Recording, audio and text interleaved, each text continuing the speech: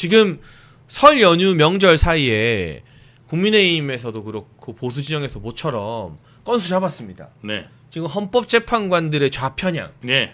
극좌 성향 네. 너무나 노골적으로 드러났어요. 네, 맞습니다. 문영배는 자기 블로그에 UN 평화유지군을 막 헐뜯기도 했고 예. 이미선은 친여동생이 예. 민변에서 예. 윤석열 대통령 퇴진운동본부에 활동하는 게 드러났고요. 예. 정계선 재판관은 아예 남편이 예. 대통령 탄핵 시국선언에 이름 올렸어요. 예, 맞습니다. 이게 집중 포화가 헌재를 향해서 예. 가해지고 있고 전한길 선생님도 나서서 예. 헌재 이래서는 안 된다 울부짖고 있으니까 예. 오늘 헌재가 공식 입장을 띡 냈는데 예. 문영배 SNS가 예. 대통령 탄핵 심판이랑 무슨 상관이냐. 예. 헌재 건드리지 마라. 이런 정말 답답하기 짝이 없는 말도 안 입장을 되는 이야기죠. 어떻게 생각하십니까? 아니, 그러니까 웃긴 게 뭐냐면 네. 제일 쉬운 게 문영배가 10년 전에 올린 SNS만 거론했다는 거죠. 네, 네. 정작 중요한 게 뭐냐면 이미선과 네. 그다음에 그 여자 또 누구죠? 저기 정계선.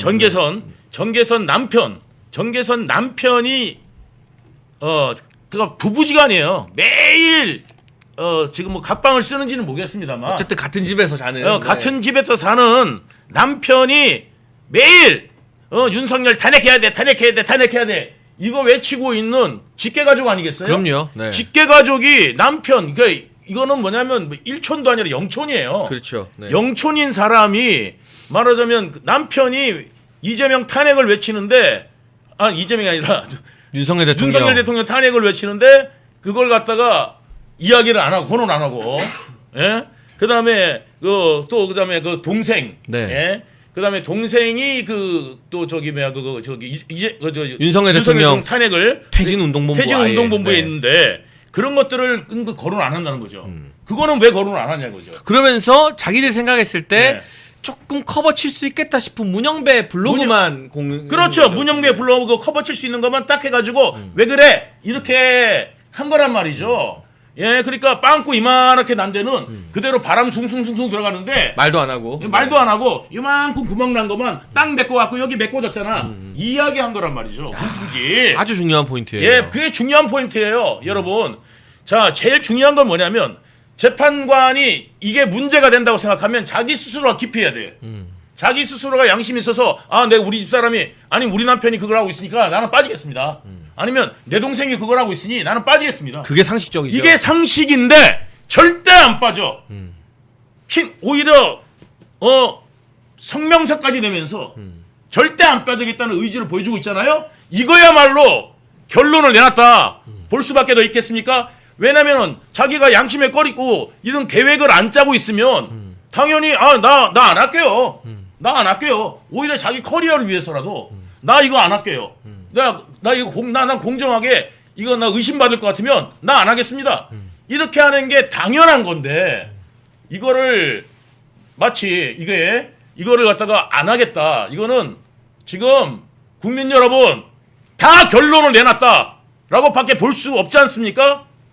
바로 그런 측면에서 전한길 선생님도 어제 오늘 예. 유튜브와 매일신문 인터뷰에서 예. 정말 눈물을 터뜨리면서 그런 호소했었던 거예요. 것 같은데 예. 너무 답답하니까 알면 알수록 그리고 대한민국이 이렇게 일부 좌파 판사들의 소나기에서 놀아나는구나 예. 그런 답답함을 느끼는 것 같은데 그러니까 대통령까지 이렇게 좀 억울하게 될 수 있는데 일반 국민은 어떻게 일반 했어요? 국민은 아야 소리도 못해요. 이제 여러분 바로 그 이야기를 윤석열 대통령께서 공수처에 의해 불법 체포 당하시면서 하셨거든요. 내가 이런 처지를 당하는데 일반 국민들은 얼마나 억울한 일 많이 당하겠느냐. 맞습니다. 그게 윤석열 대통령이 국민께 남긴 이야기고요. 그리고 지금 유동규 본부장님이 제가 한 번씩 방송하면 유 본부장님의 그 예리한 직감에 놀랄 때가 있어요. 제가 정치평론으로 10년을 밥 먹고 살았는데 어라 하는 번뜩이는 걸 정말 옆에서 많이 느껴요. 직감적으로. 방금도 무슨 걸 지적해 주셨느냐. 왜 헌재가 문영배 SNS는 반박을 하는데 예. 이미선과 정계선 가족 문제는 이야기를 안 할까. 그렇죠. 이게 헌재 입장에서 이미선 여동생이랑 정계선 남편이 대통령 탄핵 운동한다는 게 예. 엄청 뼈아픈 아킬레스건이라는 증거예요. 그렇죠. 그렇습니다. 그러니까 그 부분은 우리가 더 집중적으로 이제 부각을 해야 되는 거예요. 맞습니다. 네. 지금 결국은 그거고요. 이거는 여러분들 어디하고 연결을 해야 되냐면 네, 네. 이 헌법재판소하고요. 그다음에 이게 저기 선관위하고 네. 같이 연결이 돼 있는 겁니다. 이 헌법재판소도 말하자면 이게 무소불위의 권능. 그다음에 또 대한민국의 무소불위의 권능이 누가 있어요? 선관위죠. 선관인데 네. 여러분들이 정말 아셔야 되는 게 이재명이 맨날 뭐라고 그랬어요? 공무원은 그다음에 공조직은 국민의 공복이다. 그랬었죠. 말은. 네. 말은 주댕이는 그렇게 했습니다. 그런데 지금 이 선관위를 갖다가요. 이야기하라면 누가 고소를 하냐면 민주당이 고소를 합니다. 민주당이. 네. 예. 참. 민주당이 고소를 해요. 네. 아니 민주당이 왜? 네. 예? 그리고 또 누가 바리케이트를 치냐? 진보당이 바리케이트를 쳐요. 그 다 한통속이라는 뜻이잖아요. 끼리끼리. 예. 네. 네. 그러니까 진보당이 또 고소하고 바리케이트를 쳐. 이거 뭐냐면 진보당이 괜찮다, 선관위는 깨끗하다, 왜 음모론을 펴느냐 이렇게 말하는 거 아니겠어요? 네. 근데 여러분 음모론을 펴는 게 아닙니다. 이거를 음모론으로 몰고 가려는 건데 음모론이 아니고요. 여러분들 정말 잘 들으셔야 됩니다. 이 말을 정말 잘 들으셔야 됩니다. 국민이 요구할 때 투명한 기구로 거듭나라는 게 음모론입니까? 아니죠. 네. 야, 앞으로 선관위가 누가 봐도 투명한 기구, 깨끗한 기구로 거듭나고 국민이 확인할 수 있는 선거를 치를 수 있도록 해라고 요구하는 게 음모론입니까? 그런 아니죠. 요구를 국민이 못합니까? 그런 국민이 요구하는 게 음모론이라면 이 나라는 뭡니까? 이미 부패한 나라고 민주국가가 아니라는 증거 아니겠습니까? 여러분, 과거의 사례가 아니라 과거에 그거를 이상하다, 선거가 잘못됐다, 부정선거다 이게 아니라 앞으로의 선거에 공명정대함을 보여라, 확인시켜라. 이게 중요하다는 겁니다. 그러니까 지금 예. 굉장히 또 중요한 말씀을 해주셨는데요.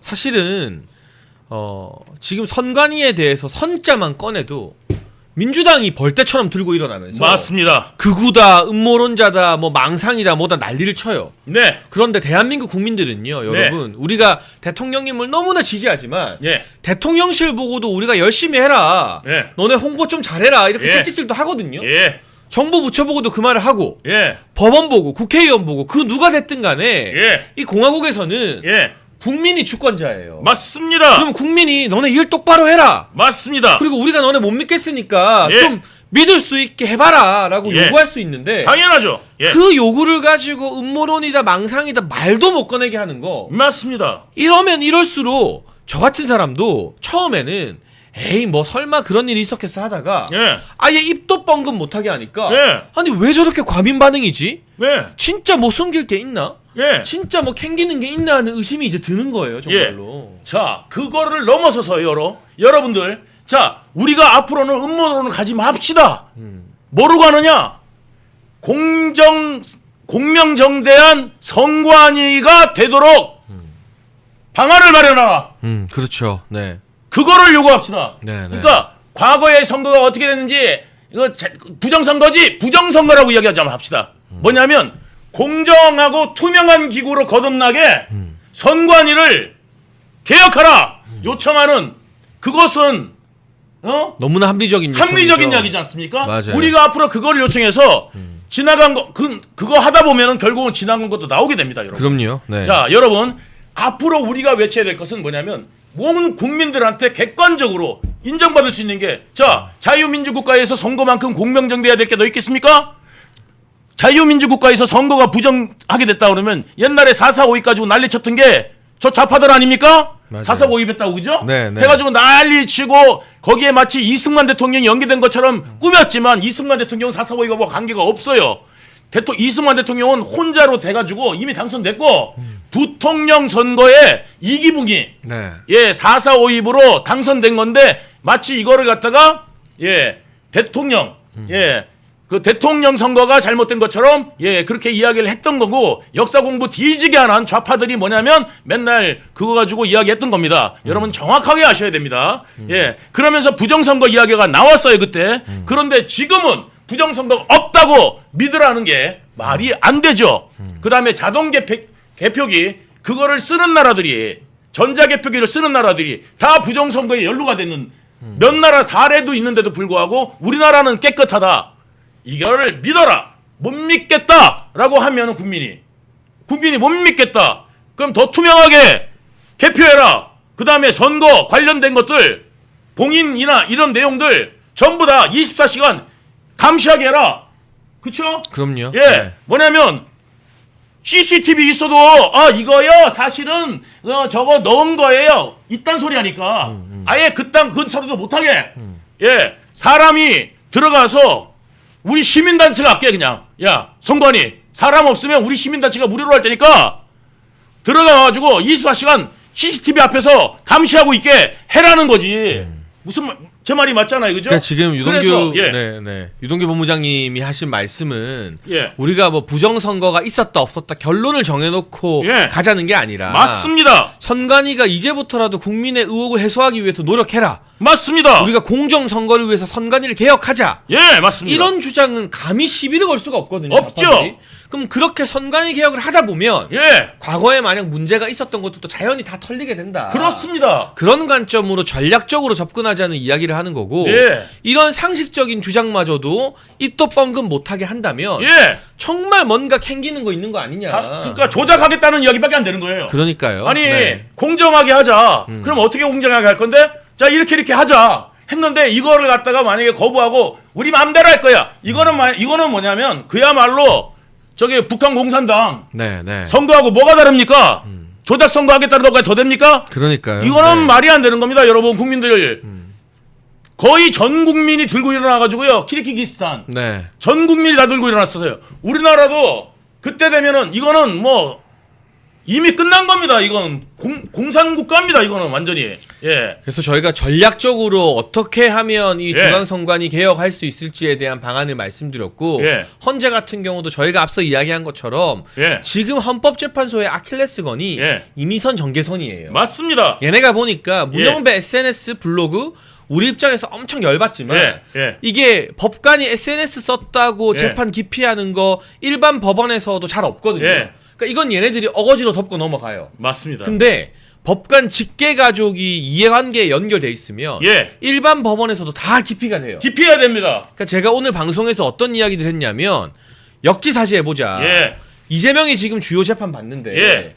이재명 재판 진행하는 판사 가족이 예. 그 판사의 배우자나 남편 아내나 친동생이 예. 이재명 탄핵. 이재명 이재명을 뭐 퇴진 운동본부에서 활동한다 치면 아니면 유동규. 네. 유동규하고 되게 친한 친구야. 예. 그러면 과연 민주당과 이재명이 그 판사한테 재판 받겠냐? 그렇죠. 이재명하고 저하고 아주 중마고 친구고 매일 만나는 사이야. 그런 친구가 만약에 재판한다 그러면 재판 받겠어요? 당신들 받겠어? 안 받죠 당연히. 안 받죠. 그러니까 그 이야기를 하는 거예요. 지금 택도 안 되게 신준호 부장판사에 대해서도 기피 신청한 게 민주당이에요. 그러니까요. 네. 자, 이재명 당신은 말이야. 신준호 부장판사가 뭐 이화영이에 대해서 유죄 판결 유죄 내렸다고. 판결 내렸다고 네. 하면서 그거 가지고도 기피 신청을 하는데 막말로 역지사지 해가지고 이재명이 재판에 자기 그 이재명을 엄청나게 싫어하는 사람의 남편, 그 다음에 이재명을 갖다가 과거에 고소고발하고 관계자가 예? 직계가족이 이런 사람, 동생, 오빠 이런 관계에 있는 사람, 그래서 유죄 줄 확률이 높은 사람, 이 사람이 재판한다 그러면 당신 받겠어? 받을 리가 없잖아요. 그러니까요. 네. 그래서 이게 헌재 흔들기나 사법부 불신이 아니라 너무 당연하게 역지사지 해보면 이미선 정계선에 대해서는 맞습니다. 우리가 난리치지 않아도 그들 스스로 마지막 양심이 남아있으면 물러나야 된다는 거죠. 그런데도 불구하고 안 하면은 네. 이거는 자기의 사상대로 하겠다. 나는 꼭 들어가서 이걸 찍어야 된다. 이런 사명의식이 있는 것밖에 더 되겠어요? 그래서 예. 우리가 지금 이렇게 문영배나 이미선 정계선에 예. 대해서 문제 지적하는 게요. 여러분 제가 이 말씀을 꼭 드리고 싶어요. 야 그래봤자 걔네들을 기피 안 한다. 안 물러난다. 그게 중요한 게 아니라 우리가 이렇게 문제점을 많이 지적하면 그 꼬라지와 그들의 실체를 보고 중도 보수 성향의 재판관 4명이 마음을 단단히 먹을 수가 있어요. 저 분명히 말씀드리는데요. 우리 저 북벌의병단과 그 다음에 부방대 관련돼 가지고 많은 사람들이 앞으로 어디서 시위할 거냐? 이 사람들 집 앞에서 시위를 준비할 겁니다. 헌법재판관님들 스스로 양심의 일말의 양심 있다면 물러나십시오. 안 그러면 집 앞에서 집회대로 하겠습니다. 아무튼 정말 이거는 상식적으로 봤을 때 직계 가족이 이처럼 뚜렷한 탄핵에 대한 대통령 퇴진에 대한 입장을 밝혔는데 이걸 그냥 아무렇지 않은 척 유야무야 넘어간다는 건 말이 안 되고, 제가 하던 이야기 말씀드려서 이들을 압박하는 게 이들은 못 바꿔요. 예. 왜냐하면 이진숙 위원장 탄핵을 인용한 걸 보면 네. 짝대기만 꽂아놔도 탄핵하겠다는 거거든요. 예. 그런데 이런 실체가 드러나면 예. 김형두, 김복형, 조한창, 정영식 예. 4명의 이진숙 위원장 탄핵을 기각한 4명의 재판관들이 예. 야, 나 저 좌파들이랑은 같이 못 어울리겠다. 예. 그 4명만 제대로 정신 차리고 있으면 맞습니다. 대통령 돌아오는 거거든요. 맞습니다. 그러니까 이게 결코 의미 없는 싸움이 아니다. 예. 이게 그들을 압박하는 게 4명의 보수 재판관들을 정신머리 붙잡게 지키는 일이다. 예. 라는 전략적인 의미가 있다라는 말씀을 좀 드리고 싶고, 예. 헌법재판소의 재판관 구성이 굉장히 불리합니다. 그렇죠. 네. 우리 장 대표가 보셨지만 하루짜리 방통위원장에 대해서 탄핵을 기각하면서 저는 좀 순진하게 생각하면 8대 0이 나올 줄 알았습니다. 그게- 아무리 헌법재판관들이 이 점에 쩔어 있다 하더라도 하루짜리 방통위원장에 대해서 탄핵을 기각할 줄 알았거든요. 4대 4가 나왔죠. 네. 4대 4가 나왔잖아요. 그 4명은 그러니까 이진숙 방통위원장에 대해서 하루짜리 그 방통위원장에 대해서 탄핵이 맞다. 탄핵을 해야 한다고 손들은 그 4명은 앞으로 대통령의 탄핵 심판에서 어떤 결과가 나올지 우리가 뻔하지 않습니까? 뭐 짝대기만 꽂아놔도 탄핵을 하겠다는 사람들이겠죠. 그 편하지 사람들은. 네. 그게 네. 다 눈에 보일 정도 아니겠어요? 그렇죠. 그러니까 네. 거기다가 지금 또 나머지 한 명을 마은혁이라고 하는 네. 그러니까 최상목 대행이 임명 안 했던 그 재판관 한 사람을 또 어떻게든지 추가 임명하게 임명하려고. 만들려고 예. 지금 2월 3일 날 최상목의 그 재판관 임명과 관련한 또 선고를 합니다. 네. 이게 만약에 아까 그 4대 4가 혹여 5대 3이 되거나 하면 또 마흔여까지 들어올 가능성이 있게 된단 말입니다. 네. 그럼 굉장히 이 상황은 지금 불리한 상황입니다. 그럼 우리가 지금- 어떻게 이 상황을 돌파하기 위해서 노력해야 되는 건가요? 그리고 한 변호사님? 가지를 더 추가하면 네. 그런 상황 속에서 우리 윤 대통령에 대해서 또 내란죄 수사가 검찰에서 정말 이 사람들이 중앙지방법원에서 구속기간 연장을 불허할 정도로 그렇죠. 네. 중앙지방법원에서 이 제동을 한번 걸었는데도 그럼요. 불구하고 네, 네. 이 사람들이 그냥 기소를 해버려서 계속 대통령이 구속 상태에 있지 않습니까? 예, 예. 이 대통령이 구속 상태에 있다는 것은요. 이게 대통령이 좀 지내기가 불편한 사항은 오히려 사소한 사항이고 네. 어떠한 이런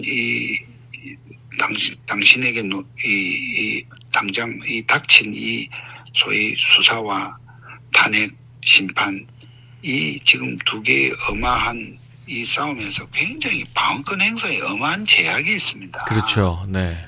만약에 중앙지법에서 구속기간 연장을 불허한 취지는 난 일단 석방을 하고 너희들이 이 내란죄에 대해서 뭘 따지고 수사하려고 하면 너희들이 새로 해라고 하는 그러한 준엄한 지적을 했음에도 불구하고 이 사람들이 눈이 뒤집어져서 지금 기소를 했는데 더구나 구속 상태를 안 풀었는데 네, 네. 구속 상태를 풀었다고 하면 몸이 자유로운 상태에서 대통령 권한은 물론 정지됐으니까 대외 활동은 못하지만 관저에서 얼마나 많은 사람들을 만나서 어떤 상황에 대한 의논도 하고 재판 준비도 더 좀 충실하게 더 하시고. 준비도 더 예. 충실하게 할 수 있을 텐데 그걸 못하게 막았잖아요. 네, 네. 그러니까 이런 악조건 속에서 지금 변호인들 외에는 지금 접근이 어려운데 자 그러면 문제는 이러한 어려운 상황에서 그러면 어떡할 거냐. 우리는 어쨌든 우리 국민들이 50% 가까운 지지를 이렇게 하는 가운데 우리가 바라는 게 어쨌든 이 탄핵은 기각돼야 된다는 거 아닙니까? 그럼요. 네. 지금 국민의힘 일각에서 또는 뭐 그 주변에서 일부러 이렇게 탄핵을 거의 마치 기정사실화 하듯이 뭐 조기 대선이 어떻고 뭐 후보들 무슨 뭐 지지율 조사를 하는 상황을 보면 참 정말 기가 차서 말도 안 나옵니다. 만약 탄핵이 인용되면 조기 대선이고 뭐고 얼마나 힘든 싸움이 되겠어요. 그럼요. 네. 그러니 제발 우리 국민의힘 주변의 그 정치권에서도 좀 이 사항을 좀 직시를 할 필요가 있다. 그러니까 이 탄핵 기각을 막기 위해서 변호인들이 준비하는 것은 상당히 디테일한 부분이고요. 네, 네. 전체적으로 이 탄핵의 기각을 막기 위해서는 또 그러니까 이 변호인들의 법정 싸움 외에도 정치적인 부분이 중요하죠, 또. 있습니다. 네. 예. 그러니까 예를 들면 과거에 이제 그러니까 우선 국민의힘의 우리 현역 또는 이 저 원외 정치인들 이러한 국민의힘의 당력도 필요하고요. 네. 다음에 제가 바라건대는 대통령실에 있었던 소위 대통령의 스텝진 중에서도 좀 옷을 벗고 나와서라도 네. 좀 뛰어야 되고요. 네, 네. 또 정부 내각도 마찬가지입니다. 그러니까 좀 이런 당정청에서 당정용이 됩니까? 하여튼 네. 예 이런 데서 나름대로 왜냐하면 저 지금 헌법재판소의 재판관들이 아까 말씀드린 것처럼 저 사람들은 이런 디테일한 우리 변론일 이런 거에 관계없이 답정너식으로 지금 덤비지 않습니까? 그렇죠. 네. 그럼 이런 부분을 좀 저지할 방법 또 전체적인 변론기를 굉장히 지금 속성으로 진행한단 말입니다. 네, 네. 그럼 이런 부분에 대한 브레이크 이런 부분이 변호인들 입만으로는 한계가 있어요. 네. 이런 부분에 대한 내가 이 공개된 방송이라 뭐 모든 이런 그 얘기를 다 하기가 좀 어렵습니다만 어쨌든 이런 변론 외적인 부분에 대해서 우리가 총체적으로 전략을 모아야 되는데 뭐 이럴 때면 벌써 다음 선거를 뭐 생각하는 우리 국민의힘 그 안팎에서 그런 움직임이 있다면 저는 혈당코 탄핵이 되면 다음이 있겠느냐 하는 그런 좀 현실 인식을 좀 가져달라. 그렇죠. 네. 그러니까 우선은 지금 친윤 친한 할 거 없이 적어도 우리 보수의 정치인들은 이 탄핵을 막기 위한데 모든 총력을 모아야 하고 그럼 우리 지지자들도 우리 우파의 지지자들도 이 정말 이 탄핵을 막아내기 위해서는 단순한 지지율 고양 외에도 무슨 헌법재판소 앞에 가서 이렇게 어떤 오게 집회를 하는 거 외에도 지역의 의원들을 나는 움직여야 된다고 봐요. 네, 네. 지역의 현역 의원들이 그러한 냉엄한 엄중한 현실 인식을 좀 가지고 그 사람들이 할 수 있는 부분이 뭐냐 필요하면 좀 스피커 역할도 해줘야 돼요. 그럼요. 방송도 많이 나가고 해야죠, 지금. 네. 해야 됩니다. 네. 지금 예를 들어서 2월 3일 날 최상목 그 지금 헌법재판관 임명권 이런 거에 관해서도 정치권에서 제동을 걸어야 돼요. 그럼요. 어떻게 네. 제동을 걸어야 되느냐 하면 생각해 보세요, 장 대표. 지금 최상목 권한 대행이라고 하는 것이 그 전 단계 한덕수 총리가 권한 대행 아닙니까? 그럼요. 그거 먼저 해야죠, 사실은. 당연하게도. 한덕수 권한 네. 대행에 대해서 지금 야당 국회가 탄핵 소추한 게 이게 의결 정도수 충족된 거예요? 아니죠. 네, 아니라는 의견도 상당히 그러면 많고. 네. 이게 기다 아니다부터 그걸 해야 그 결과에 따라서는 최상목 장관은 권한 대행이 아닐 수도 있는 거예요. 그럼요. 그리고 최상목이 선택한 모든 것들이 사실은 무효가 될 수도 있는 거죠. 어떻게 보면. 예. 네, 예. 그래서 우리가 법리적으로나 논리적으로나 헌법재판소는 지금 한덕수 총리에 대한 탄핵 소추 이것이 과연 의결 정족수를 충족한 적법한 소추냐. 아니 그게 아니라면 그것부터 해서 권한 대행을 우선 이 한덕수로 총리로 할 것이냐 최상목 장관으로 할 것이냐 그것부터 분명히 해야 돼요. 네, 네, 맞습니다. 그거를 네. 놔둔 채로 최상목 권한 대행이 말하자면 정당한 권한 대행인 것을 마치 전제로 하듯이 그 사람이 헌법재판관을 임명을 왜 안 했느냐 하는 게 맞느냐 지금 그거 논하고 있는 거 아닙니까? 네. 그럼 이런 부분은 정치권에서도 들어줘야 돼요. 그럼요. 그리고 헌재를 강하게 압박을 해야죠. 왜 한덕수 맞습니다. 총리 탄핵 심판부터 하지 않느냐면서. 네. 예. 그러고 보세요. 대통령에 대해서 지금 탄핵 소추를 국회가 의결해놓고 아시잖아요. 탄핵 소추 사유에서 내란죄를 네. 빼겠다고 했잖아요. 말도 안 되는 일이죠. 그러면은 그 국회의 대통령에 대한 탄핵 소추가 말하자면 무효다. 새로운 탄핵 소추를 뭐 이게 통과될지 여부를 이제 가지고 다시 어쨌든 표결을 새로운 해야죠. 탄핵 소추가 네. 필요하다. 네. 새로 표결을 해야 된다. 그걸 누가 떠들어야 되겠습니까? 국민의힘 의원들이 다 나서서 이야기해야죠, 사실은. 그렇습니다. 네. 그러니까 우리 시민들도 이 상황을 알고 음. 그런데 그 의원들이 가만히 있으면 어떡합니까? 우리 우파 보수 국민의힘 당원들이 정말 윤 대통령의 탄핵을 그냥 좌시해서는 안 되겠다, 막아야 되겠다 할 것 때문에 할 일이 뭐냐 할 때 그냥 길에 나와서 윤석열 연호만 할 게 아니고요. 이 각 지역의 국힘 의원들을 가르쳐야 됩니다. 전략적으로 접근을 해서 메시지가 나오게끔 만들어야 된다는 해야 게 됩니다. 네, 중요하다는 예, 말씀이시죠. 그게 네. 우리 장 대표가 잘 싸우는 걸 내가 너무 고맙게 생각하지만 솔직히 장 대표가 참 그때 배지를 달았으면 지금보다 훨씬 2배, 3배 더 울림이 컸을 거예요. 그렇지 않아요? 네. 근데 이 바보 멍청이들이 우리 장 대표 같은 사람을 그렇게 발을 묶은 게 아니지. 응? 공천을 그렇게 해서 어쨌든 이 진출을 못하게 막은 이 바보 같은 짓을 하니까 지금 현재 가 있는 사람 중에 누가 제대로 싸워요? 뭐 한두 번은 싸운다고 치더라도 이거 가지고는 안 된다 이 말이야. 그렇죠. 네. 내가 오늘 장 대표님 이 방송에 얘기하고 싶었던 거는 이런 겁니다. 네. 이게 무슨 우리가 탄핵 변론 심리를 어떻게 하고 하는 변호인들 그분들은 나름대로 준비를 충실히 그래도 열심히 하시지만 문제는 그것만 갖고는 지금 이 전선에서 정말 좀 더 어떤 화력 보강이 필요하다. 그러니까 정말 강력한 사회적 분위기를 통해서 이 여론전을 통해서 헌재가 허튼 짓을 못하게 압박하는 게 굉장히 중요하고 우리가 필요합니다. 모여서 집회만 하고 목소리만 높일 게 아니라 각자 자기가 사는 지역구에 국민의힘 의원들이 메시지 내게끔 국민의힘 의원실에 전화도 하고 문자도 보내고 국민의힘 너네 뭐하냐 막 밀어붙여서 국민의힘 108명이 똘똘 뭉치게 만들어야 된다는 거잖아요. 네. 지금 각 지역별로 서울의 광화문 집회를 비롯해서 각 지역별로 참 이 추운 겨울에 길에 나오셔서 다 이 탄핵 반대 저지 구호를 외치시고 심지어는 얼마 전까지는 관저 앞에서 밤을 새시고 그랬죠. 네. 그렇게 눈물겨운 우리가 했지만 그런 가운데서도 이게 아니라 이것만이 아니라 오히려 그런 에너지 외에 오히려 지금 전부 다들 약간 멀뚱멀뚱 있는 우리 국민의힘 의원들을 움직여야 됩니다. 네.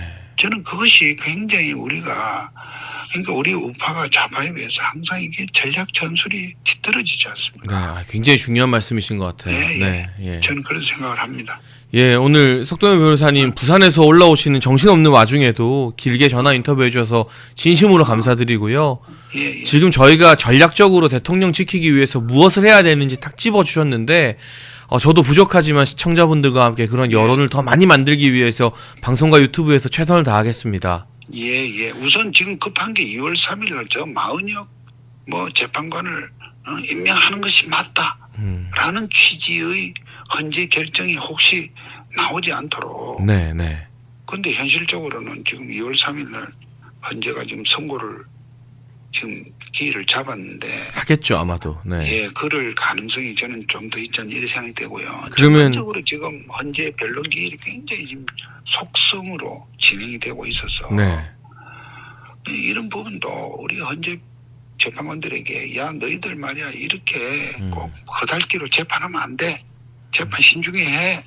라는 그 헌재 재판관들에게 우리가 무언의 압박을 할 수 있으려면 그것은 우리 변호인들의 힘만으로는 역부족입니다. 그렇죠. 그리고 지금 이 문영배나 이미선의 어떤 추악한 실체들이 드러나고 하는 것들이 저는 헌재 내부의 어떤 보수 성향 재판관들에게는 상당한 명분을 주고 있다고 생각하는데 이런 여론들을 우리가 자유롭게 장 외에서 또 국민의힘 의원들이 더 많이 만드는 게 참 중요한 것 같습니다. 예. 여권의 주요 정치인들도 입장이 좀 변하고 이야기하기 있어요. 전에 네. 지금 구속을 가지고도 우리가 어떤 전혀 우리가 동의할 수 없고 그럼요. 아주 네. 슬픈 일이지만 또 이게 가지고 있는 또 효과도 있습니다. 가령 특검을 못해. 일단 민주당이 특검을 더 이상 발동하지 못한다는 거 이미 기소되어서 재판이 진행이 되니까 그러니까 이 특검 자체의 의미가 상당히 없어지는 거죠. 예, 예. 네. 그 동력은 완전히 끝나버린 거죠. 그런 면에서는 의미가 없지 않다라는 것과 또는 어떤 기소를 할 때 가령 이런 거죠. 지금 검찰 내부에서도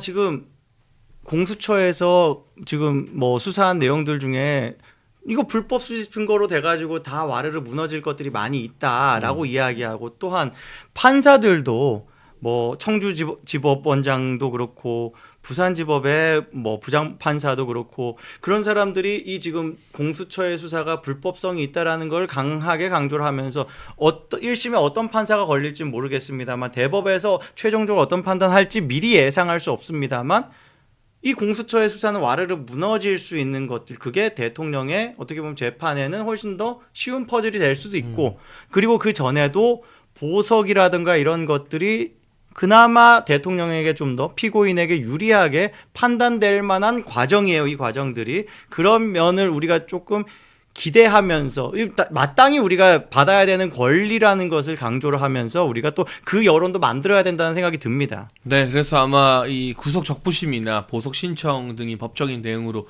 이루어지게 될 것 같고요. 네네. 1심 재판에서 오히려 이 공수처가 조사한 내용만으로 기소가 됐기 때문에 위협하게 수집된 증거들이 대부분 채택되지 못하는 그러한 일도 아마 그러니까요. 법리적으로 우리가 기대해 볼 수 있는 사안인 것 같습니다. 그리고 거기에 근데 좀 흥미로운 내용이 일단 검찰에서도 이번에 구속 기소를 하면서 네. 관련자들 공범들을 수사하면서 확보한 증거들로서 충분히 구속 기소가 가능했다라고 주장은 하거든요. 근데 그럴 거면 뭐하러 구속 기간 연장을 왜 신청해요? 벌써 논리가 네. 깨지죠. 그럼요. 그러니까 말하자면 자기들 스스로도 부족하다고 생각이 들지만 기소를 하기 위해서는 안 부족하다고 우겨야 되는 그런 상황이에요. 우리는 그 사이에서 행간을 읽을 수 있죠. 얘네들 재판 가면 깨지겠는데 라는 생각을 하는데 조선일보에서 오늘 재밌는 뉴스가 올라왔어요. 어떤 뉴스요? 요 보도는 이민준 기자가 한 보도인데 국회 마비, 정치인 체포 이런 내용들이 지금 가장 핵심적인 공소장에서의 내용 아닙니까? 그러니까 내란죄를 입증하기 위해서는 요게 입증이 안 되면 무너집니다. 그렇죠. 그런데 네. 아주 흥미롭게도 조선일보에서 제목 자체를 이렇게 달아요. 탄핵 심판에서 그러니까 윤석열 대통령의 본인 등판 그리고 김용현 장관 같은 사람이 직접 나와서 증인으로 발언한 것들로 이런 내란 혐의의 가장 중요한 증거들이 흔들리고 있다라고 조선일보가 평가하고 있습니다. 야, 이건 근데 우리가 이야기를 많이 했지만 조선일보가 이걸 기사로 썼다는 게 네. 상당히 의미심장하네요. 얘네들이 완전 스탠스 바꿨어요. 그러니까 우리가 그렇다고 해서 막 조선일보 응원하고 힘내라 해서는 안 되죠. 그럴 건 아니지만 얘네들 실체를 우리가 이미 봤기 때문에 지금 얘네들은 자기 이익이 되는 쪽에 붙은 겁니다. 이게 우리가 그동안 정말 많은 보수 유튜브와 보수 진영의 평론가들이 조선일보를 채찍질하고 우리 애국 시민 여러분께서 보수 진영의 지지자분들께서 조선일보 절독 운동을 하고 대통령 지지율이 50%까지 치고 올라오니까 조선일보가 위기감을 느끼고 아니 실제로 위기감 정도가 아니라 손해를 많이 보고 있어요. 생각보다 많은 분들이 절독했다 하더라고요. 연락이 너무 많이 와가지고 뭐 지금 뭐 소화가 안 된다고. 예. 그래서, 그리고 그런 네. 경우에 또 이제 지금 당장은 구독자 수가 줄어드는 게 그 뭐 구독료만 줄겠지만 열독률이 줄어들면 광고 단가가 확 떨어집니다. 그렇죠. 예. 네. 뭐 그런 것들이 조선일보가 당장 자기네들 운영 걱정할 수밖에 없고 자기들이 이익을 위해서도 이렇게 스탠스를 바꿀 수밖에 없는 게 이미 조금 감지된 게 어느 시점부터 전화를 하면 이렇게 얘기하더래요. 조금만 기다려주세요. 저희 바뀌고 있습니다. 바뀌고 있습니다. 그 너무 웃기잖아요. 지금 말하자면 지금 오너에서 지시를 내려서 어떤 편집부부터 해가지고 살짝 판가리를 하는 분위기를 자기들 스스로 고백할 수 있는 정도 선까지만 고백한 거예요. 예, 앞으로 조금 기대는 됩니다. 그런데 저는 그래도 구독 안 할 겁니다. 예. 그래서 지금 이 기사 결국 헌재에서의 탄핵 심판에서 윤석열 대통령님과 김용현 전 장관의 증언 진술로 내란 혐의의 핵심 사안이 될 수 있는 정치인 체포나 국회 마비 등의 주요 쟁점이 흔들리고 있다. 네. 이건 결국 지금 구속 기소된 사안으로 재판을 받더라도 대통령님 측에게 굉장히 유리한 방어선이 될 것이다라는 전망이고요. 또 하나 조선일보가 매우 중요한 기사 등을 내고 있는데 사실 대통령님을 탄핵까지 이르게 한 결정적 제보라고 할까요? 저는 결정적 가짜 뉴스라고 하겠습니다. 결정적인 거짓말. 누구 입에서 나왔느냐? 바로 홍장원 전 국정원 1차장입니다. 홍장원이 물밑에서 그러고 있다고 한동훈이 파닥거리면서 알게 된 이야기. 그러면서 보수 진영 내부, 국민의힘 내부에서 친한계 인사들이 한동훈 말 듣고 탄핵에 찬성표 던지면서 이 지경이 벌어진 거거든요. 그러니까 그 12월 3일에 딱 계엄 이후에는 한동훈이 그래도 탄핵을 막겠다라는 입장이었는데 제가 날짜도 기억을 해요.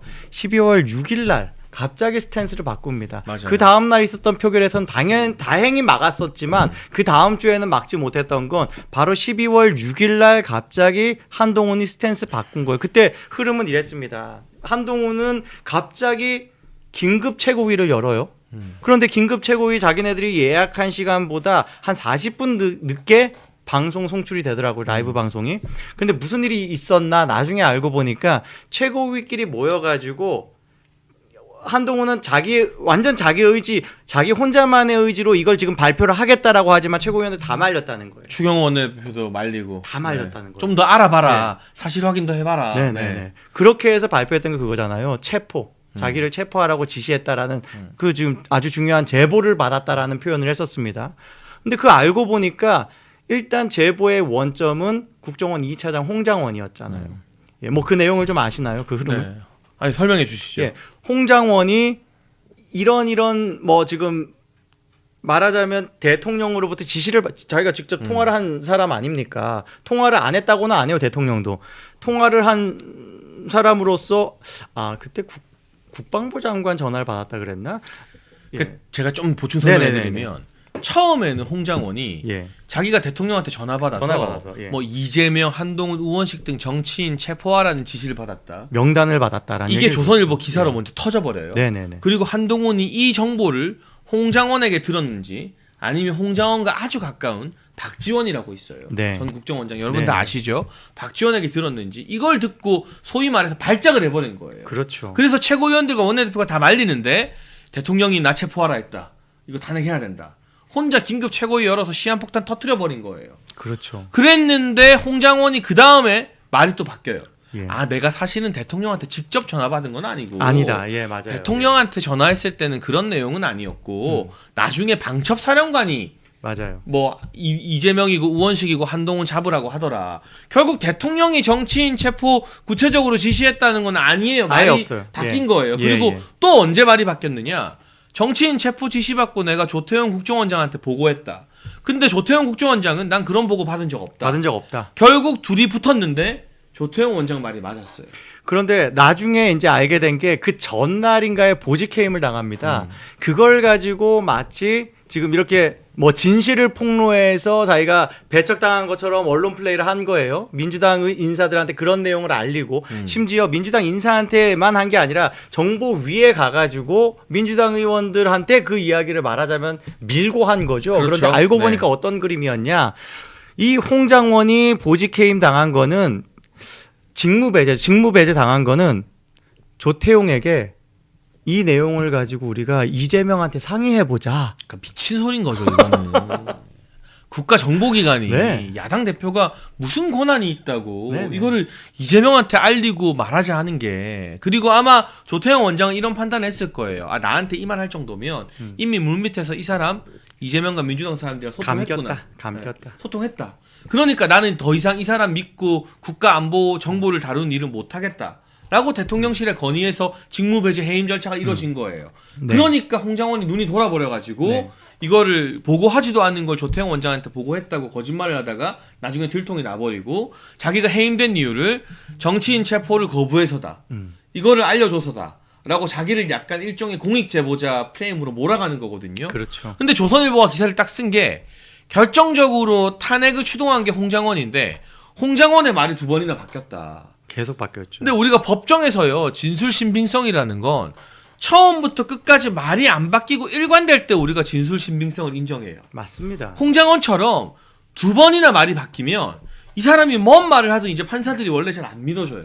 아예 사실 국정원장한테 최초 보고할 때는 전혀 그런 사실이 없다라고 없다고 했기 때문에 했어요. 네. 국정원에서 공식 보도 자료로서 사실 무근 오보다 이렇게 나갔었거든요. 그 다음에 또 입장이 바뀌고 다시 바뀌었으니까. 그러니까 결국 일성이 이 없죠. 홍장원의 혓바닥과 정치 계산에 우리가 다 놀아놨고 홍장원 말 듣고 홍장원 발소스를 듣고 나를 체포하려고 왜 눈이 뒤집힌 한동훈의 이 급한 성질머리 때문에 대통령 탄핵이라는 비극적인 사태가 일어나게 된 거죠. 맞습니다. 그래서 이제 2월 4일에 어떤 일이 있느냐? 헌법재판소의 탄핵심판 변론이 재개되면 2월 4일과 6일에 방첩사령관, 특전사령관, 그리고 홍장원 등등이 줄줄이 출석해서 증인신문을 하게 될 겁니다. 네. 저는 그때 윤석열 대통령께서 우리가 과거 대통령이 검찰총장 때 국감 나와서 보여줬던 모습을 보여주실 거라 믿어요. 나랑 통화했다고? 내가 정말 정치인 체포하라고 지시했나?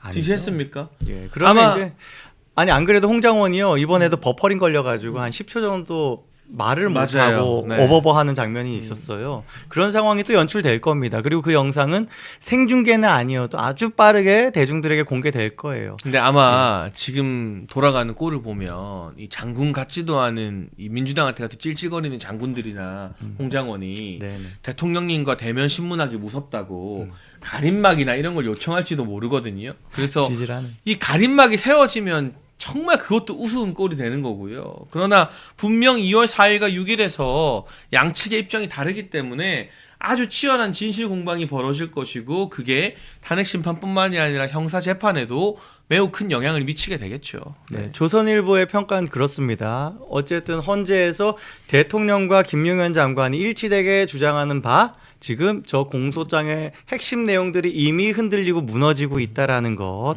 예. 그 지금 홍장원에 대한 보도도 조선일보 보도예요. 그게 그러니까요. 재밌어요. 네. 예. 홍장원에 대해서 최초로 12월 6일 날 보도했던 것도 조선일보였는데 조선일보였고, 네. 지금 스탠스를 바꾸고 있는 거예요. 그러니까 사실은 조선일보가 홍장원 말 듣고 정치인 체포 보도를 함으로써 네. 탄핵의 군부를 뗀 거죠. 그랬죠. 그 보도가 사실은 이 국민의힘 내부 결속이 무너지게 만들고 탄핵의 직행 열차를 타게 하는 중요한 동력이 되었어요. 맞아요. 근데 이제 와서 또 조선일보가 우리가 살펴보니까 홍장원이 거짓말하는 것 같다.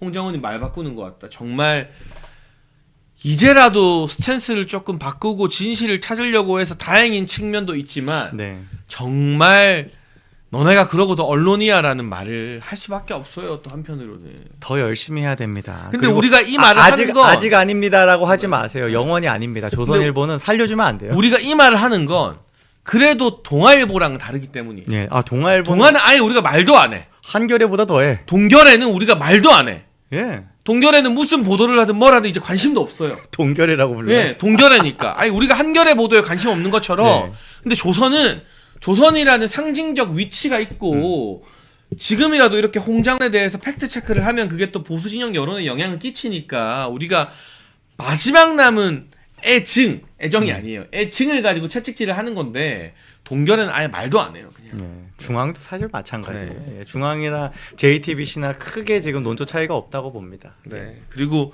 이런 보도들 때문인지 지금 여권의 주요 정치인들 사이에서도 약간의 기류 변화가 보이는 것 같은데요. 여러분 저희가 미리 말씀드리지만 여권 주요 정치인들 이야기하는 거 조기 대선 동의해서가 아니에요.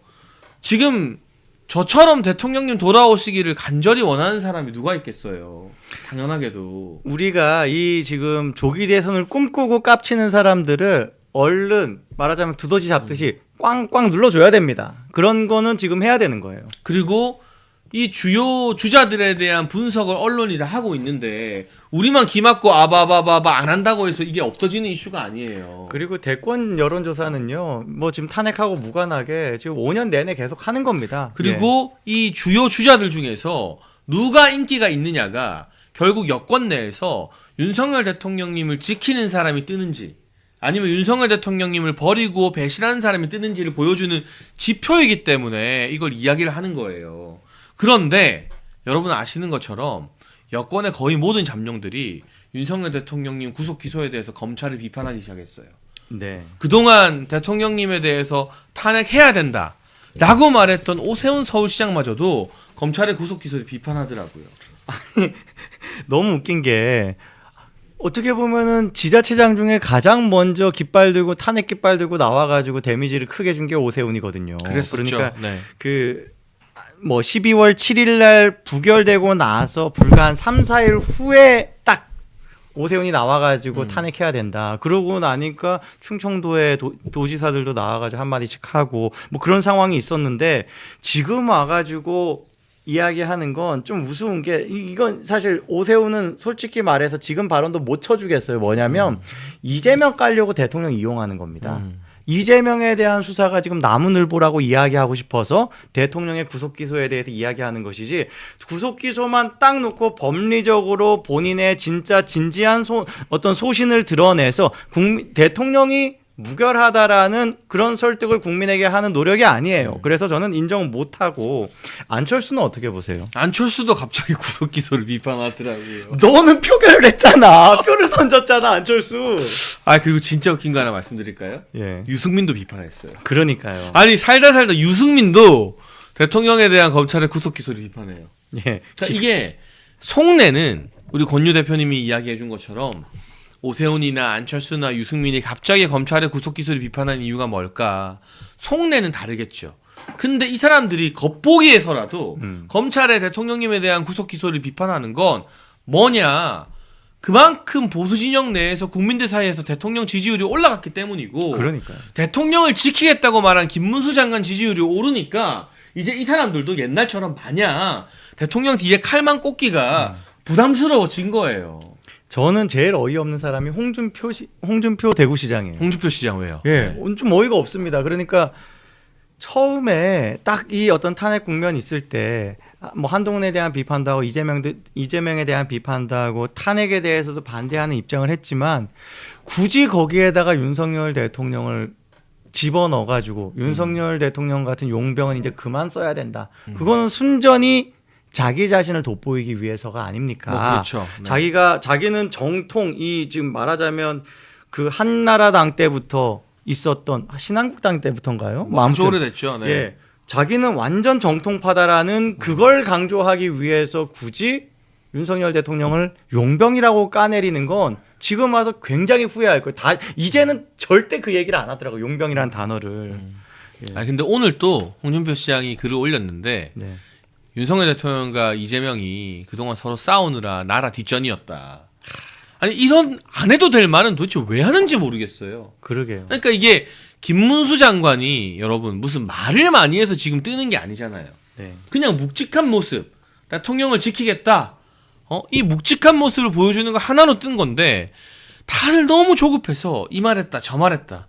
그러니까 참 그런 거 안타깝고. 아니 김문수 지금 장관 같은 경우는 대선 관련해서 질문도 하지 말라 그래요. 아주 훌륭합니다. 예. 그러니까 이게 사실은 윤석열 대통령을 지키고자 노력하는 많은 국민들이 바라는 모범 답안인 거죠. 예, 김문수의 답변은 딱 정확히 이렇습니다. 윤석열 대통령 복귀가 우선이다. 바로 이거죠. 이러니까 국민들이 여론조사 오면 그래 김문수라고 찍는 거지. 그러니까 김문수가 빨리 대통령 하기를 원해가지고 찍는 게 아니에요. 역설적으로 조기 대선에 대해서 가장 부정적으로 거리감을 드러낸 인물이 김문수 장관이니까 차기 대선주자 지지율이 잘 나오는 거예요. 그러니까 지금 이거는 정확하게 윤석열 대통령의 지지가 김문수로 표현되는 것일 뿐입니다. 네, 그래서 그건 지금 조기 대선을 원치 않는 목소리인 거예요. 그래서 이 차기 주자들의 움직임이나 지지율이 의미가 있는 거고 저는 어쨌든 속내는 다를지라도 이 안철수나 오세훈, 유승민 등등이 검찰의 구속 기소를 비판하는 척이라도 하는 것은 이제 이 사람들도 드디어 알기 시작했다. 그렇죠. 윤석열 대통령에 대한 지지를 자신들이 버리고 배신하고 보수 진영에서 설 자리가 없다는 것을. 그러니까 저는 이 깨달음이 전해졌다는 게 굉장히 의미심장하다고 봐요. 네. 그리고 그렇지만 우리는 다 그들의 속내를 다 실체를 알죠. 이미 다 봤다는. 우리는 다 알죠. 예. 그리고 그만큼 대통령께서 구속이 되었어도 보수 진영과 우리 국가 전체 정치권에 미치는 영향력이 오히려 이전보다 더 크면 컸지 네. 줄어들지 않았다. 그러니까 네. 우리가 위축되고 움츠러들 이유가 없다는 거예요. 그러니까 우리가 어떤 뭐 구속 기소라는 형식 이런 거에 노력해도 안 되나 뭐 이런 생각을 하시는데 대통령은 그렇게 생각 안 한다는 겁니다. 그거 다 이미 예상했던 것이고 과정이다. 이 싸움하는 과정에서 여러분들이 지금 보이는 것처럼 계속 이렇게 여론으로 드러나 주시면 세상이 그래도 느리지만 일단 정치권부터 언론부터 뜬금없이 강사까지 뭐 이런 식으로 조금씩 바뀌어 나가면서 결국에는 검찰도 법원도 헌법재판소도 눈치 볼 수밖에 없는 상황이 되어야 되는 것이에요. 그러니까 우리가 언제 이 전한길 강사 같은 분이 이렇게 적극적으로 참전해서 천군만마가 될 줄 상상이나 했습니까? 예. 그러니까 저는요 지금 패배감에 빠져 있는 우파 시민들에게 이 메시지를 드리고 싶은 거예요. 우리가 전환기를 끌어낸 겁니다. 맞아요. 우리 우파 시민들이 뭐 저 같은 유튜버도 하지만 제 방송을 들어주시는 분들이 또 다른 방송을 또 집회에 나와주시는 분들이 그리고 주변을 설득하신 분들이 전환길까지 나오도록 우리가 소환을 한 우리가 직접 그 싸움을 한 전사들입니다. 한 명 한 명이. 그래서 한편으로는 우리가 징징거리면 안 되겠다. 지금 가장 힘든 건 윤석열 대통령님인데 그렇죠. 대통령께서 이거 다 각오했다. 당당하게 맞서자라고 말씀하시고 전한길 강사를 비롯한 우군들이 속속 합류하고 이 여당 내 기회주의자들도 눈치 보면서 대통령 구속 기소 잘못된 거다라고 말을 하는데 우리가 뭐라고 나 힘들다, 나 지쳤다 이렇게 하는 건 정말 대통령님과 우리 국민들 앞에서 보여줄 자세가 아니다라는 생각이 들고요. 이 와중에 마지막으로 이 이야기를 좀 더 짚어볼게요. 오세훈도 안철수도 유승민도 윤석열 대통령님 구속 기소 잘못됐다고 하는 와중에 유일하게 검찰의 구속 기소에 대해서 입장을 안 밝히고 지 대선 준비하기 바쁜 인간이 딱 하나 있습니다. 여권에서. 제일 지지율 낮은 사람. 네, 바로 한동훈입니다. 네. 지금 온 동네에 한동훈 팬클럽을 빙자해서 계엄을 막은 한동훈 이런 현수막이 막 붙어요.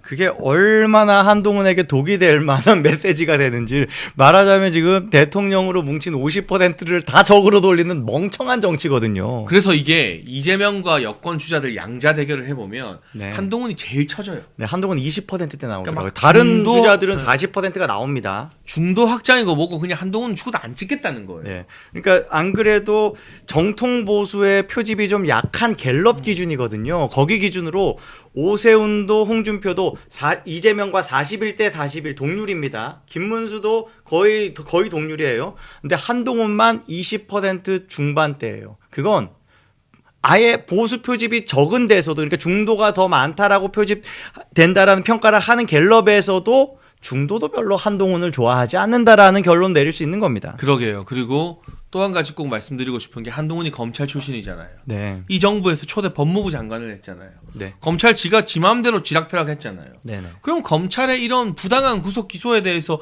이야기를 해야 될 책임이 누구보다 큰 인물인 거거든요. 아유 이야기하면 안 돼요. 왜냐하면 합당하다라고 이야기할 거기 때문에 그 자는 우리는 그렇겠죠. 예. 네. 그리고 이 와중에 한동훈의 행보가 공식적으로 하나 공개되었는데 진종호 의원을 만났습니다. 아. 진종호 의원은 지난번 한동훈에 의해서 촉발된 탄핵 가결 이후에 최고위원 사퇴를 했죠. 그러면서 친한계와 거리가 좀 멀어진 거 아니냐 싶었는데 다시 만나서 결국에는 한동훈 밑으로 들어갔어요. 그러니까 그 사진을 두고 박상수나 이런 친한계 스피커들이 자기 페이스북에 공유하면서 뭐 환영한다 뭐 한다. 지금 이게 한동훈 대선 캠프에 국회의원 하나둘 주워 담는 거 가지고 막 언론 기사 내고 자기들끼리 박수치고 자아자찬하고 축제 분위기 벌일 때인가요? 이 시국이? 제가 진종호를 좀 뭐라 그럴까요? 제가 담당 일진처럼 좀 네. 이제 제보가 들어와서 몇 가지 이야기를 했거든요. 네, 네. 그 이후에 진종호가 좀 스탠스 바꾼 게 있습니다. 그러니까 어떤 상황이었냐면 진종호가 윤석열 대통령에 부역하지 않겠습니다. 탄핵 찬성합니다라는 기자회견을 했어요. 구역 같은 소리를 하네. 그 기자회견이라는 형식 자체가 아주 정치적으로 전응한 모습이었습니다. 네. 세상에 어디 지금 탄핵이라는 그리고 심지어 뭐 좀 어떤 뭐 무기명 표결이잖아요. 네. 그걸 가지고 굳이 기자회견을 하면서 그런 모습을 보이는 것 자체가 탄핵을 찬성한 다른 의원들도 저 뭐지? 막 이렇게 했을 거예요. 그런데 아주 우습게도 제가 그 폭로를 딱 하니까 어떤 뭐 지금 특정한 사람이 있습니다. 이 사람과 관계에 대해서 알고 있다. 만일 뭔가 경거망동을 하면 이 이야기를 하겠다라고 했더니 그 표결했던 그날 원내 회의를 할 때 의총을 할 때 자기 뭐 기권하겠다. 네. 뭐, 네. 그런 이야기를 했다는 거예요. 그리고 나와서도 기자들한테도 그런 이야기를 했다는 겁니다. 그러니까 얼마나 어리석은 정치인이에요. 그래서 제가 그때 딱 느꼈던 게 와, 이 사람은 정치적 지능 자체가 그냥 높다 낮다가 아니라 아예 없다. 없다라는 생각이 들었어요. 그 정도. 그러니까 쉽게 말하면 이번에 한동훈이 진종호와 만든 그림은 심지어 뭐 돈페리뇽이 뒤에 있었어요. 아, 그래서 저도 그 이야기 알고 있어요. 그 사진이 무슨 레스토랑에서 찍은 것 같은데. 반짝반짝. 그 뒤에 여러분 돈페리뇽이라고 하는 최고급 샴페인 병들이 있더라고요. 그러니까 그거를 둘이 마시진 않았겠죠. 근데 그건 뭐냐? 돈페리뇽을 전시해 놓을 정도의 고급 레스토랑에서 지금 이 시국에 밥 먹고 사진 찍었다는 거예요. 이 국민들이 다 거리로 뛰어나가서 대통령 탄핵 반대하고 있는 이 시국에. 그게 그 정도로 정치 지능이 낮은 사람이어야지 한동훈이랑 어울린다라는 결론입니다. 아, 그리고 맨날 그 강남 좌파들인 거잖아요. 네, 네. 그 강남 엘리트 좌파들의 배경 무대가 그 돈페리뇽 있는 식당이니까 자기들은 그게 이상하다고 생각도 못한 거예요. 그들은 돈페리뇽이 비싸다는 생각도 네. 못해요. 그러니까 예. 그게 그 사진 보면 딱 저도 눈에 걸리더라고요. 아니 그들은 뭐 더 최고급 빈티지 뭐 공 하나 더 붙는 그런 술들도 알 텐데. 근데 그래서- 일반 서민들한테 그거 되게 박탈감 느껴질 그럼요. 만한 샴페인이거든요. 그 더군다나 지금 이 시국 보수가 완전히 위기 국면에서 정말 대통령을 지키기 위해서 절벽 끝에서 고군분투하고 있는 이 시국에 지들은 돈페리뇽 깔아놓은 식당에서 어깨동무하고 우리 이제 함께 할 거예요. 대선 캠프 뭐 환영한다. 박상수 같은 인간들이 박수 쳐주고 그게 도대체 무슨 꼴입니까 그게. 웃긴 건 주류 매체들이 이걸 거의 보도도 안 한다는 거. 그러니까 한동훈의 처지가 이런 겁니다. 원내에 얼마나 자기가 그동안 구워 삶았던 사람들하고 같이 그런 사진을 찍고 싶겠어요. 근데 아무도 안 하는 거야. 진종호 정도 되는 정치적으로 갈데 없는 사람. 저 사람이 머리가 있나 없나 싶은 사람들만 지금 그렇게 한다. 그 수준이다. 네, 그래서 마지막까지 이 배신의 배신을 거듭하고 있는 한동훈 소식 저희가 해드린 이유는 뭐냐? 듣는 것만으로도 기분 나쁘겠지만 계속 나오겠다고 깝죽거리니까 잊지 않고 밟아줘야 된다. 예. 그리고 우리 왜냐하면- 두더지 망치 네, 뿅망치를 네. 좀 해줘야 돼. 그렇지 않으면 또 언제 그랬냐는 듯이 두더지처럼 튀어나와서 또 여러분 속을 더 뒤집어 놓을 게 뻔하기 때문에. 그러니까 또 본격적으로 나올 때 지금 우리가 이야기했던 이 논리로 한 번씩 눌러주면 돼요, 여러분. 그러니까 일종의 모기약 치는 거예요, 여러분. 모기가 예. 또 얼마나 귀찮고 앵앵거립니까? 그렇죠. 예, 뭐 백신 주사 맞는 것이기도 네. 하고. 예. 약을 미리 치는 거라는 말씀을 드리고요. 제프님 댓글이 와닿네요. 대통령은 차가운 교도소 바닥에서 주무시는데 한동훈 원흉이는 저짓거리 하고 있네. 면역력이 왜 중요한지 말 안 해도 다들 아시죠? 저는 몇 년째 환신을 꾸준히 먹고 있는데 면역력만큼은 걱정 안 합니다. 요즘 같은 시대 튼튼한 면역력에 건강까지 쑥쑥 지금부터라도 환신 꼭 챙겨 드세요.